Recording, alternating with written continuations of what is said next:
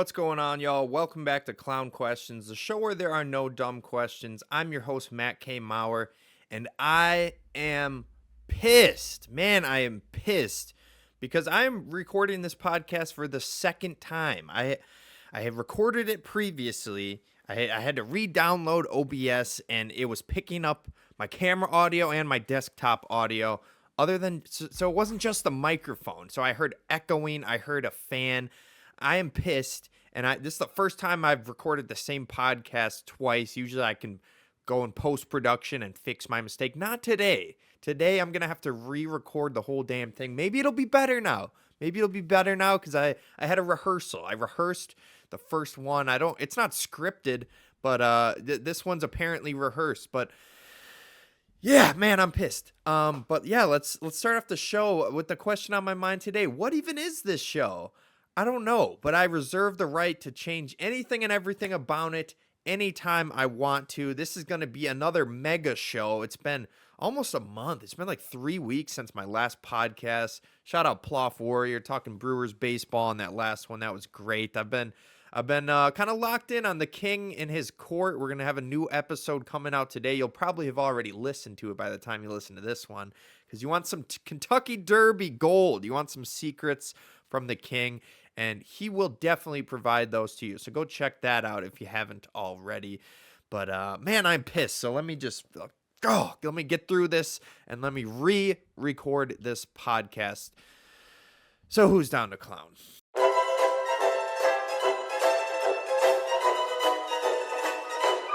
That's a clown question, bro.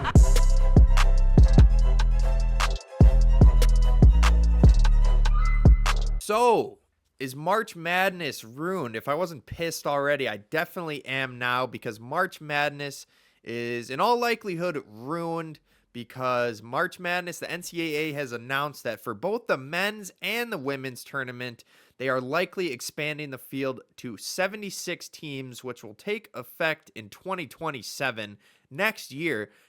First of all, you got to give us a warning. We all heard the mullings about this, but every fan's like, oh, that's a horrible idea. We hate this. The only people that like it are the people that have their hands in the pockets, the TV contracts. I mean, the coaches probably like it because, they don't have to do as well to make the tournament. But yeah, no one wanted this. Not a single fan.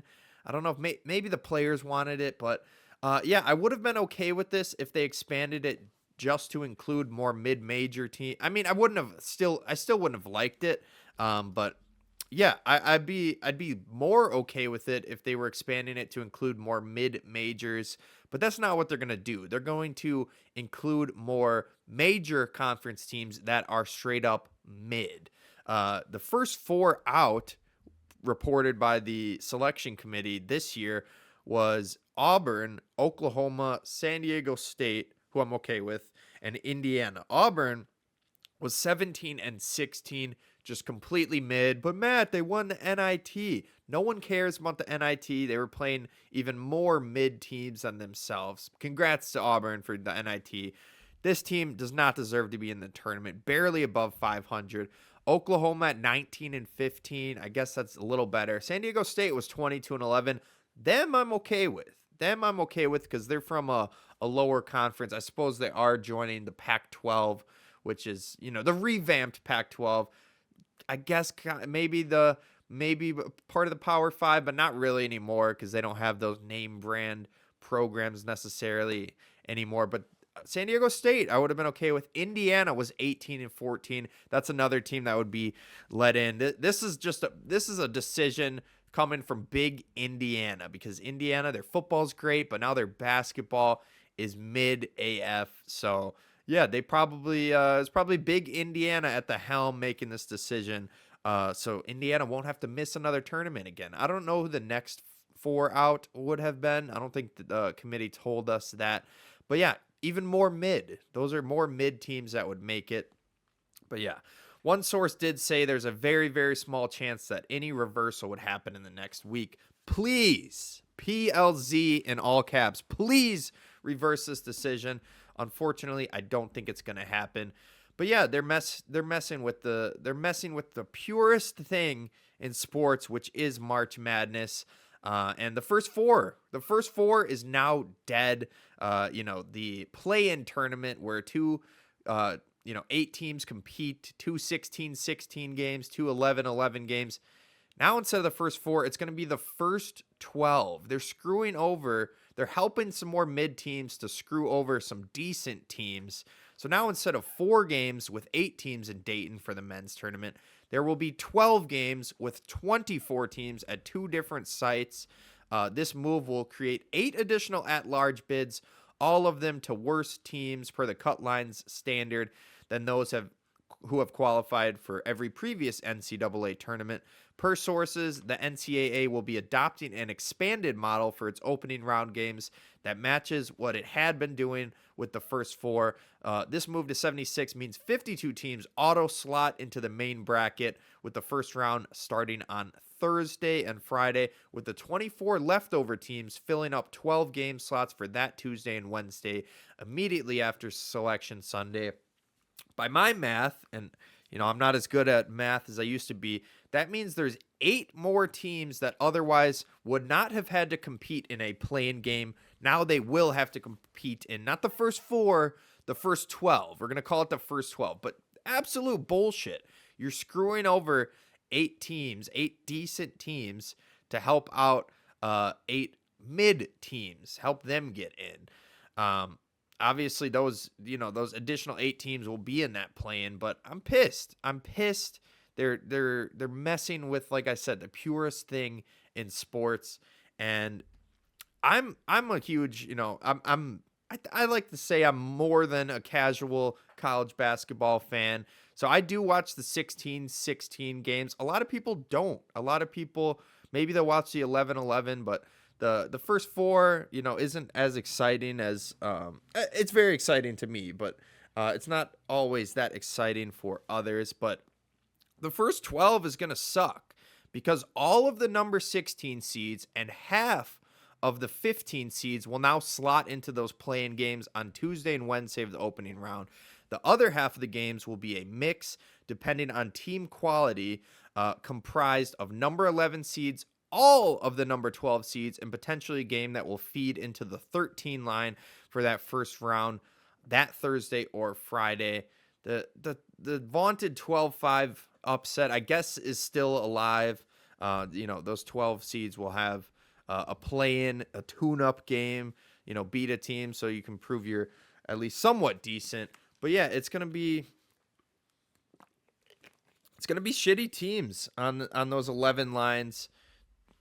Why would you do this, NCAA? Obviously, the answer is money, but you ruined a perfect thing. March Madness is ruined, and not only that, they're ruining bracket time. The first 4 is when a lot of people fill out their brackets because it's not that consequential. You can kind of feel out the winner of a game. Now the last first 12 games gonna end at like 11 p.m. You're gonna fill out your bracket that late to get it in before Thursday morning. Oh, it's pissing me off. But yep, they ruined the bracket. They ruined bracket time. All I'm gonna say, NCAA, is good luck with the logistical nightmare of trying to make the proposed new format into a 1-page landscape document. That bracket's gonna be disgusting now. It's not the same, and I'm pissed. Another reason I'm pissed is my answer to this next question. Did Howie do it again? Yes, he did. Fucking Howie is what they say. Whether you're an Eagles fan or not, if you're not an Eagles fan, you're cursing at the heavens. You're cursing at the best GM in football. If you're an Eagles fan, it's effing A, Howie. You did it again, as he costs me $1 in my F-bomb jar. But he did a number of things that were very impressive during the NFL draft. He traded up for Mekhi Lemon, the wide receiver out of USC, while Mekhi Lemon was on the phone with the Steelers. Just insane work. Insane work. How do you do this? You can figure out the Steelers were picking him, but you trade up 1 pick ahead of the Steelers. Such a shocking trade that the Steelers weren't even expecting. The Steelers jumped the gun maybe, but they called him. They're on the phone with Mekhi Lemon, and Mekhi's like, hang on, I'm getting another call. It's Howie Roseman. He's picking me. Sorry, Steelers. I guess I'm going to Philly. So just ridiculous. Howie does it again. Not only that ridiculous instance, but he also traded 2 third-rounders to the Minnesota Vikings for Jonathan Grenard and a 7th. The consummate pro, the veteran Grenard, will slot into that defense nicely. And they only had to give up 2 third-round picks, and they also get a 7th in return. Effing Howie. Another move they made that I think is kind of sneaky under the radar, could be a good move. They drafted Cole Payton, the NDSU North Dakota State quarterback. They drafted him round 5. Future QB1 maybe? I don't know. I think Jalen Hurts gets a little more hate than he should. He's had like a different offensive coordinator every year. So I think if they figure out the coordinator, Hurts will be fine. But maybe Cole Payton, future QB1, if they go through 2 rough years, who knows? Maybe Payton's their next guy. The last notable move I saw Howie Roseman make, who I'm proclaiming best GM in football, best GM in the NFL by far. Howie drafted a player who hadn't played. He drafted Uar Bernard, who has apparently never played football in my life. I'm watching the draft. They're like, yeah, he's never played. They drafted him in the 7th round. I'm like, what do you mean he's never played? He's never played in a scrimmage, like an international event. It's like, no, I mean, he's from Nigeria. American football is not really a thing over there. But yeah, they drafted him because he is a physical specimen. He is essentially Myles Garrett with somehow a even lower body fat percentage. I don't know. He doesn't know how to play football yet, but they're going to put him on the edge. He's going to be defensive end for them. And yeah, once he learns how to play football, I think he'll be great. I mean, he probably won't play much this year, maybe in some blowouts. You would think he'll get a lot of time in preseason, but I don't know. He's probably going to be really good because fucking Howie, as I cost myself another $1. And that's my last single in there. I spent like $5 on my first attempt at recording this damn episode. But I'll keep it in there for the kids. I don't even know if that's what the charity is. Auntie Julie, hit me up. Let me know what the charity is for. Now for something a bit salacious. This question. Did Mike Vrabel sleep his way to the top? Yes. I'm gonna go with yes as the answer. If you didn't hear, Mike Vrabel, who's married, was caught in an alleged affair with Diana Rossini, a reporter, also married. There were some pictures. A guy hiding in the bushes at a little bed and breakfast in Arizona. Caught them holding hands, sitting by the pool together. And yeah, obviously it looked like an affair. If that didn't confirm it was an affair, additional photos were released a couple weeks later of Vrabel and her kissing in 2020. So it's not just something that's been going on recently. Apparently this affair has lasted at least 6 years. Those photos that were taken in COVID were 6 months before Diana Rossini's wedding. Just horrible. Totally against the 10 commandments. I think, what is it? Don't covet your neighbor's wife. I think that's the commandment that Mike Vrabel broke. But yeah, did Mike Vrabel sleep his way to the top? I think so. But maybe a better question is, what Rossini reported news benefited Mike Vrabel? I was trying to find more examples. I was using the Twitter search feature, searching Titans, Patriots, Mike Vrabel from at DM Rossini, trying to find if there was any reports that, may have benefited Vrabel and the Patriots or Vrabel and the Titans. And I think there are some. I only found one example. You could argue maybe this AJ Brown trade that has been pre-reported. They're like, yeah, it didn't go. We didn't technically make the trade yet, but we are going to trade AJ Brown on June 1st. I don't know how that works. I mean, the Mekhi Lemon first-round pick from the Eagles kind of confirms it a bit, but yeah, I think Rossini was hot on the AJ Brown leads there.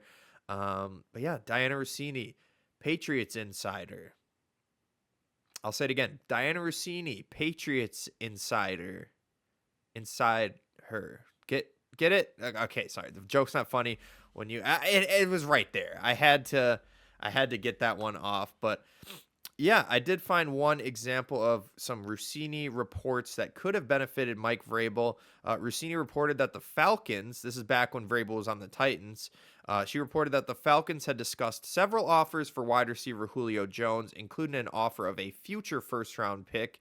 As Mike Florio noted, the report gave a clear impression that the Falcons had been offered a first-round pick for Jones. Additionally, Rossini characterized the Titans' chances at landing a trade for Jones as a long shot. Sorry to sniffle in the microphone.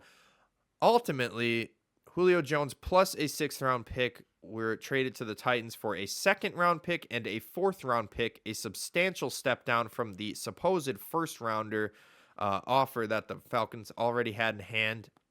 This report from Rossini, Mike Florio continues in this article, could have had a chilling effect on any team that had interest in Jones but didn't want to part ways with a first-round pick in a trade if teams were dissuaded from contacting the Falcons because of Rossini's report. The Titans may have faced less competition for Jones, and by mentioning the Titans were a long shot, the team was potentially afforded the ability to maneuver quickly. Yeah, all I can really say is journalistic integrity is dead. As a podcaster, am I held to journalistic integrity? I don't know. I don't know. I was talking to Nemo about this the other day. I was like, yeah, I think social media really killed journalistic integrity. Or, I was like, journalistic integrity's dead. He's like, it's been dead. It's not even social media. You had networks, in the past delivering slanted news. Journalistic integrity's been dead for quite some time. It's probably not even just the TV and the rate. Journalistic integrity was probably dead back when it was just newspapers. But yeah, I don't want to. Rossini, she has received not a punishment, but the backlash has led to her. She had to resign from the Athletic before her contract expired. So there was like 2 months or 3 months remaining on her contract. She had to resign because of all of this. And I don't know. My question is Vrabel going to face any punishment for it? Is what he did as bad? I don't know. I think so. I feel like that's the question. It's a double standard. Yes, Rossini should be held to a high standard as a reporter, but so should Vrabel as a coach. If we can determine that Vrabel traded Dick in exchange for Julio Jones, there is clearly a conflict of interest there, and Vrabel should be in trouble. I think the proper punishment for Mike Vrabel would be a 2-game suspension. I think a 2-game NFL suspension is equivalent to 2 or 3 months of NFL reporting that you can no longer do as Miss Diana Rossini. Oh, do we got some news from Adam Schefter? I don't know. Woody is dead. That's not good.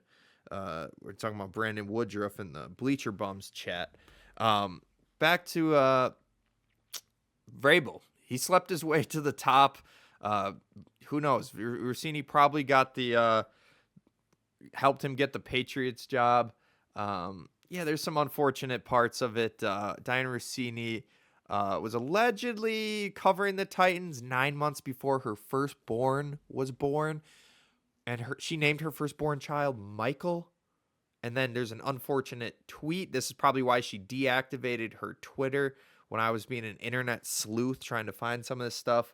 She had a tweet that was essentially, my firstborn's name is Michael. Can you guys think of any former NFL players or head coaches named Michael? Woo. Mike Vrabel. He played for the Patriots. Now he coaches the Patriots. Probably talking about him. Probably shouldn't be talking about this, whether or not I think that could be her kid, but I'll just sum it up with a verbal meme from Poker Perry. Shout out Poker Perry. Got to get you back on the show soon. If you haven't seen the battle one after another, there's a scene with Sean Penn regarding a paternity test. So basically Poker Perry's meme was Sean Penn waiting for the paternity tests, and it's Rossini's husband at the clinic waiting for the results of the DNA test. So, yeah, not good. Not good, but NFL, do the right thing. Suspend Mike Vrabel for 2 games and maybe suspend this referee. Now I'm getting to the NBA with my next question. Are the refs OKC fans? I think they are. I think they might be, or at least the head of NBA referee operations, Albert Sanders Jr. He is probably an OKC fan. We actually have evidence of this. We have a tweet from 2012 from Albert Sanders Jr. If you haven't already, hashtag Thunder Up. Some people found this on Twitter after there was some horrible, horrible calls in one of the OKC Suns games. Obviously, OKC swept them. I don't know if the calls would have really changed the result much, but Devin Booker was very vocal about how horrible these calls are. He's pointing out, like, hey, at one point, Alex Caruso asked you to tee up one of our players, and you did. You listened to Caruso, and you gave a technical foul. The NBA did issue a statement after Brooks, after they fined Brooks, I think $50K for dragging the officials here. At one point, Dylan Brooks even said, I don't normally call out referees by name, but James was horrible tonight. Shout out Devin Booker for saying what we all know. But yeah, the NBA released a statement prior to all of these allegations of the slanted refereeing towards the Thunder. And in this statement, they said there's no basis to any claim or misconduct by the officials. And then later on in the statement, they go on to say his technical was improperly assessed and has been rescinded. So just to clarify, the NBA put out a statement saying following an investigation, including multiple interviews and video review, the league found no basis to any claim of bias or misconduct by game officials. But then they rescinded all 3 technicals that the crew called. So, the technicals on Dylan Brooks and Lou Dort had been rescinded upon official league review. But like I said, Albert Sanders, he tweeted out, hashtag Thunder Up. I think the referees are really pulling for OKC. Like I said, I don't know if fair refereeing would have, changed the Suns' outcome, which was getting their ass swept by the Thunder. But it makes you think. It makes you think back to, is there some credence to this whole free throw merchant thing that we always toss around with Shai Gilgeous-Alexander's name? But of course, all of this can be wiped away with the simple recurring fact the stars get the calls. You go back to Michael Jordan. Who remembers that viral video of Michael talking to the ref and he's going, hey, that guy touched it. He touched it. And the referee said, did he? I didn't see it, Michael. I didn't see it. But I believe you. That's a hilarious video. But this has been going on for a while. Like I said, Michael Jordan got the calls. Kobe got the calls. LeBron kind of still gets the calls. Now Shai is part of that. So, yeah, it might be the head of NBA referee association or whatever, Albert Sanders Jr. Maybe a Thunder fan, but it doesn't change the fact that this has always been happening. And despite all of that, Albert Sanders Jr. is also reportedly a Lakers fan if you look through his Twitter. So I take all of this back so long as the officiating goes my way in this Lakers Thunder series coming up. Knock on wood. I mean, the Lakers are up 3-2. Hopefully we can close out the Rockets in Game 6. But, I'm a complete hypocrite. I mean, the Lakers get their calls too. But, we'll see if Albert Sanders is a bigger Thunder fan or a bigger Laker fan in this upcoming series. But let me ask my last question of the day. Can history repeat itself? I think it can. I think it can for the Nuggets. I don't think it can for the Pistons. So the Nuggets were initially down 3-1 in this Minnesota Timberwolves series. They're now down 3-2. Game 4, that was the Ayo Dosunmu game. He had 42 points, lit it up. Unfortunately, though, Anthony Edwards got hurt in that game, and Dante DiVincenzo, I think, ruptured his Achilles, so he's out for the season. Anthony Edwards, I think, is out for a couple weeks. So I do see history repeating itself. The Nuggets did come back from a 3-1 deficit back in 2020, and without DiVincenzo, without Ant-Man, Anthony Edwards, I do see the Nuggets. I see him doing it. I see him winning 3 straight, getting to a game 7, and repeating history. They were the last team to come back from 3-1, and I think they will be the next team to do it. As for the Pistons, who were down initially 3-1 to the Magic, they're now down 3-2 as well. I don't think they can pull off history. This one's weird because the Pistons actually did this exact thing in 2003. They were down 3-1 again to the Orlando Magic, and they actually came back and won that series. But I don't know. I don't see it. I'm sporting my Orlando Shaquille O'Neal jersey today, and I don't know. Shout out Desmond Bane, probably the funniest player in basketball, but he drains threes, physical guy. Shout out John Morant on the sideline, throwing up the guns after Bane knocks down some shots. But yeah, I do see the Magic closing out that series eventually, maybe in Game 6. Game 7 would be electric. But yeah, history repeats itself for the Nuggets, not for the Pistons. Give me the Magic to close out this segment. And to close out this show, I'm going to try out a new segment. I've realized that I am horrible at making takes. I'm sure I've made plenty of horrible takes on the show today already. And yeah, I'm probably even worse at making prediction and picks at the end of the show. That's how I usually close out the shows. Here's my pick. Thunder over Celtics in the NBA Finals. That's the one pick. But I'm going to try out a new segment today where I talk about the past rather than the future. We're going to call this segment Today in Sports History. Today being the day I recorded, April 30th.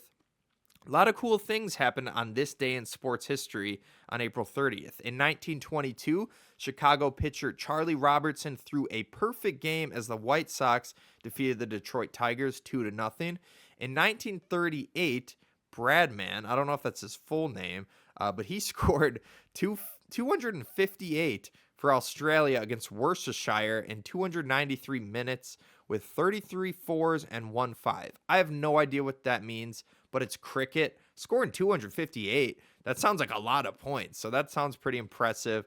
I'm wondering if Worcestershire, if Worcestershire sauce was named after the city, or maybe it was vice versa.